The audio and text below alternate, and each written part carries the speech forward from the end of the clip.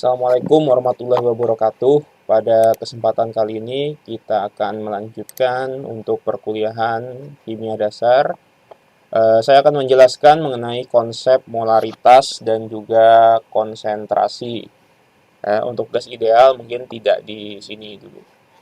Ya kalau di THP akan saya jelaskan, tapi karena di sini hanya 2 SKS, jadi akan saya potong sedikit untuk bagian gas idealnya.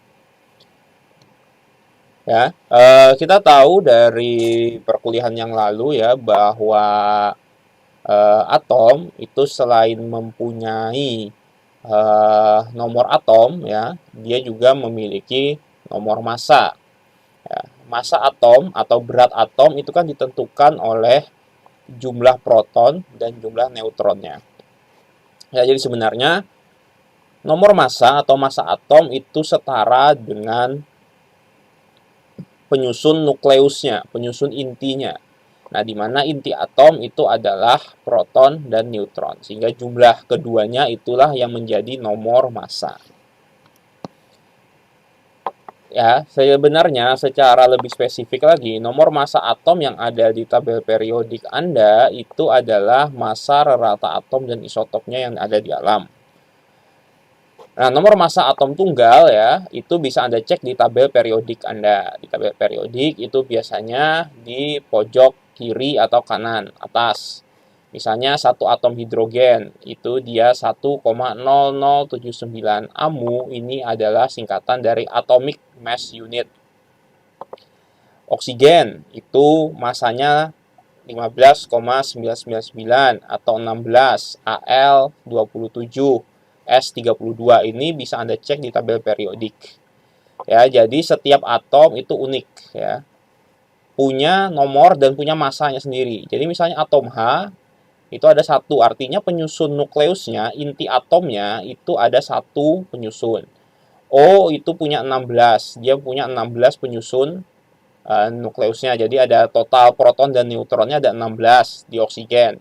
Di aluminium, proton dan neutronnya ada 27 dan seterusnya. Nah, sementara untuk senyawa, ya, senyawa kan merupakan gabungan dari dua atau lebih unsur atau atom. Ya. Nah, dua atau lebih unsur atau atom, sehingga apabila kita misalnya ingin mengetahui massa dari H2O, dia kan terdiri dari dua atom H dan satu atom O. Makanya kita hitung 2 kali nomor atom O kan 1,0079 ditambahkan 1 kali atom O 15,999 atau dijumlahkan 18. Nah, jadi apabila ada senyawa ya kita tinggal jumlahkan saja berapa massa dari masing-masing penyusunnya. Ini untuk massa atom. Nah, bisa Anda renungkan maka berapa massa molekul udara? Ya, jika udara terdiri dari 79% N2 dan 21% O2. Nah, ini coba Anda utak-utik sendiri ya di rumah kira-kira bagaimana kalau dia berupa campuran. Kalau ini kan jelas nih senyawanya H2O. Nah, kalau ini berupa campuran ada N2, ada O2. N2-nya sebanyak 79%, O2-nya sebanyak 21%. Ini kira-kira bagaimana? Coba Anda utak-atik sendiri atau Anda bisa search sendiri di situ. Bagaimana untuk suatu campuran. Ya, jadi untuk atom bisa Anda langsung cek di tabel periodik. Untuk suatu senyawa Anda jumlahkan saja dari atom-atom penyusunnya. Nah, lalu untuk campuran bagaimana? Coba bisa Anda pikirkan di sini. Lalu ada konsep mol ya. Untuk setiap atom itu ada namanya konsep mol.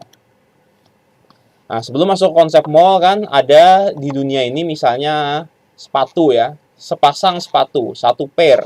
Satu pair itu kan setara dengan 2. Lalu satu dozen atau satu lusin itu kan setara dengan 12. Satu rim itu kan setara dengan 500. Nah, ini kan sebenarnya adalah suatu konsep di mana suatu bilangan itu dikonversi menjadi bentuk yang lebih sederhana.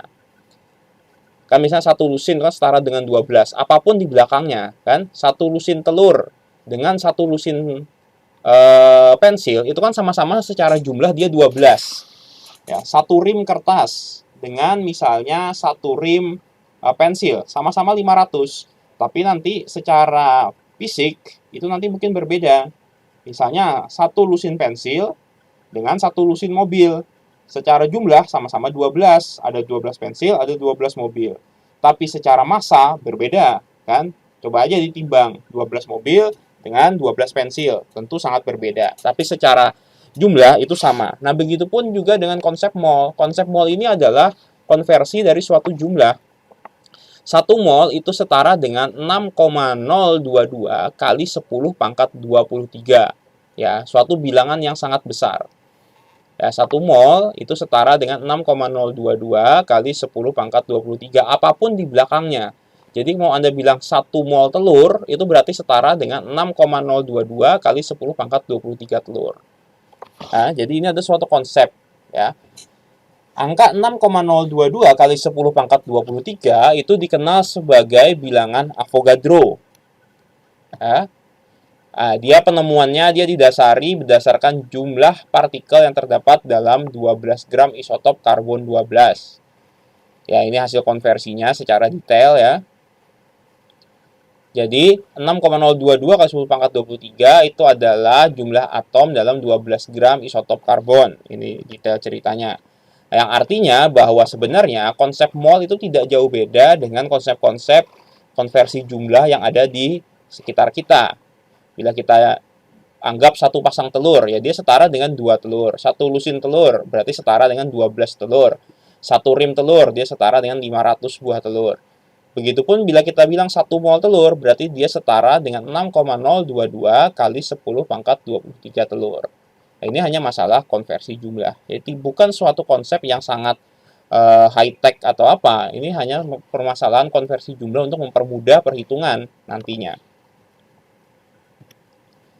Ya kita tahu ya, tadi 1 mol itu kan 6,022 kali 10 pangkat 23.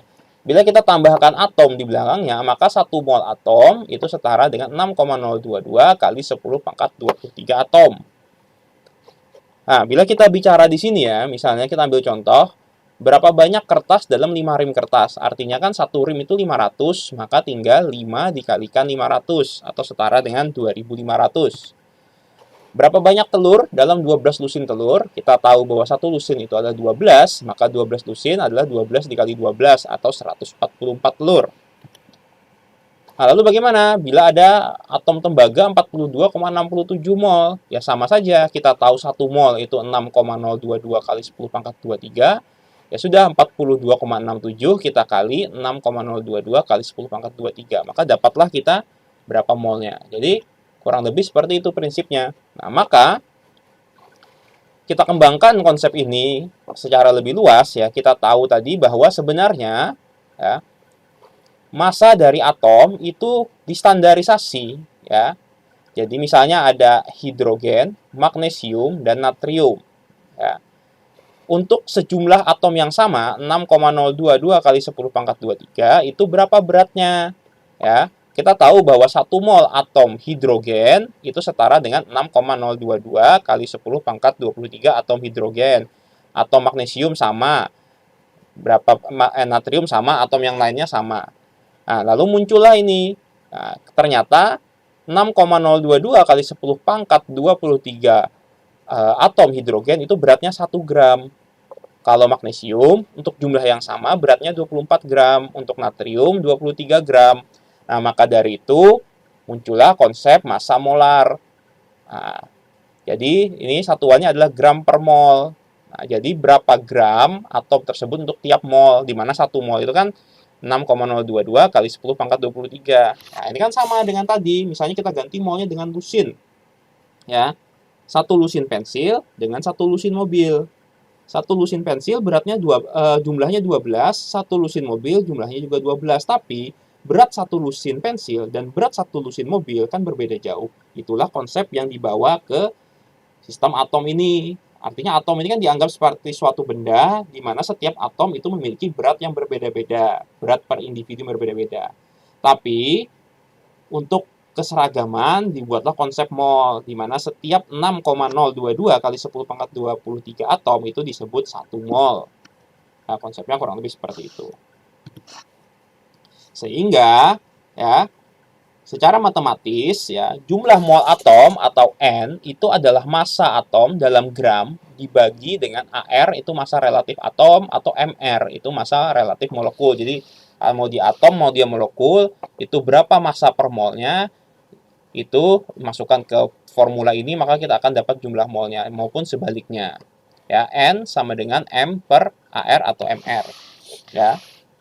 Jadi bila kita tahu masanya dalam gram dan kita tahu nomor masanya yang otomatis tahu karena tersedia di tabel periodik, maka kita bisa menghitung jumlah molnya. Ya, rumus ini adalah rumus utama dalam pembelajaran kimia dasar di sini. Ya, rumus ini harus Anda pahami betul-betul ya, bahwa setiap mol itu dapat dikalkulasi dengan menghitung massa dibagi dengan massa relatifnya. Massa itu bisa ditimbang ya, massa atom relatif itu bisa Anda peroleh dari tabel periodik.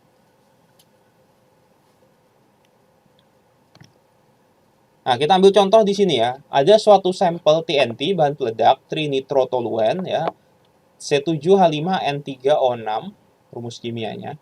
Dia punya massa 650,5 gram. Beratnya seperti ini. Lalu itu setara dengan berapa mol dan jumlah molekulnya ada berapa?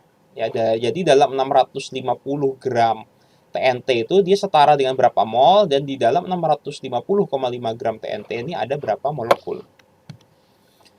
Ya, kita breakdown dulu ya. Jadi kan TNT C7H5N3O6 ini terdiri dari 7 mol C, 5 mol H, 3 mol N dan 6 mol O ya. 7536 ini dikalikan dengan massa atom relatif masing-masing. Ini bisa dicek di tabel periodik. C itu 12, H itu 1, N 14, O itu 16. Masing-masing dikalikan, lalu dijumlahkan. Dan kita dapat massa molar dari TNT itu adalah 227,133 gram per mol. Sehingga ya kita sudah dapat MR-nya, massa molar itu MR, kan kita ingin menghitung mol dari rumus tadi, N sama dengan M per MR, massanya 650,5, dibagi MR-nya, kan, 227. Ini M, 650 ini M, MR-nya 227. Sehingga kita peroleh 650 gram TNT itu setara dengan 2,864 mol. Nah, ini pertanyaan pertama terjawab. Untuk selanjutnya, dari 2,864 mol ini setara dengan berapa molekul kan? 2,864 dikali saja 1 molekul apa 1 mol itu kan setara dengan 6,022 kali 10 pangkat 23. Ingat, 1 mol itu 6,022 kali 10 pangkat 23. Nah, molekul TNT tinggal kita kalikan, maka di dalam 650,5 gram TNT ini setara dengan 1,725 kali 10 pangkat 24 molekul. Ya. Jadi basisnya adalah mol itu sama dengan massa dibagi dengan massa molar atau AR atau MR-nya. Nah, contoh lain kita lihat di sini ya, bahwa misalkan lagi kita balik sekarang ya. Kalau sebelumnya kita tahu rumus kimianya, sekarang kita tahu penyusunnya. Ada suatu bahan peledak, dia punya kandungan massa ya. Massanya 16,22% karbon, 2,72% hidrogen, 37,84% nitrogen, dan 43,22% oksigen. Lalu kita harus tentukan rumus empiris senyawa dari bahan peledak tersebut ya. Lalu bagaimana rumus empirisnya dari senyawa tersebut ya? Ini massa atom relatifnya sudah diberitahu, karbon 12, H1, N14, O16. Ya. Langkah pertama, kita harus asumsikan dulu, kita ambil asumsi ya, bahwa misalkan kita meninjau bahan peledaknya 100 gram ya. Nah, 100 gram itu kan 16,22%-nya terdiri dari karbon. Berarti 16,22% dikalikan 100 gram adalah 16,22 gram dan seterusnya. Hidrogen 2,72 gram, ini 2,72 gram dan seterusnya. Kita dapat massanya masing-masing. Ya. Kita mengambil asumsi begini. Lalu kemudian massa kan kita ingin mencari molnya berapa kan? Dari sebelumnya kan kita ada massa, lalu kita ingin cari molnya. Jadi kan untuk karbon 16,22 gram karbon itu kita bagi saja AR-nya kan 12. Kita dapat 1,35 mol. 2,72 gram H dibagi 1, 2,7 dan seterusnya. Ya. Untuk C, H, N, dan O. Ingat rumus pertama tadi, N sama dengan M per MR. Kan kita ingin mencari molnya. Mol kita adalah massa dibagi dengan AR atau MR-nya tadi. Nah, sehingga kan kita dapat C-nya 1,35, H-nya 2,7, N-nya 2,7, O-nya 2,7. Sehingga rumus kimia dari bahan peledak tersebut itu adalah C 1,35, H 2,7, N 2,7, O 2,7. Atau bila kita sederhanakan, semua angka ini kita bagi 1,3, maka bahan peledak tersebut rumusnya adalah CH2N2O2. Ya. Jadi ini bisa kita cek juga. Jadi hanya dengan satu rumus tadi ya, bahwa mol suatu bahan itu adalah massa dibagi dengan massa atom relatifnya, kita bisa mengetahui rumus kimia dan kita juga bisa mengetahui jumlah molekul. Ya, jadi itu rumus yang sangat bisa dipakai pada berbagai kondisi dan situasi. Ya, ini yang harus Anda pelajari di sini. Ya, hanya dengan satu rumus tadi saja.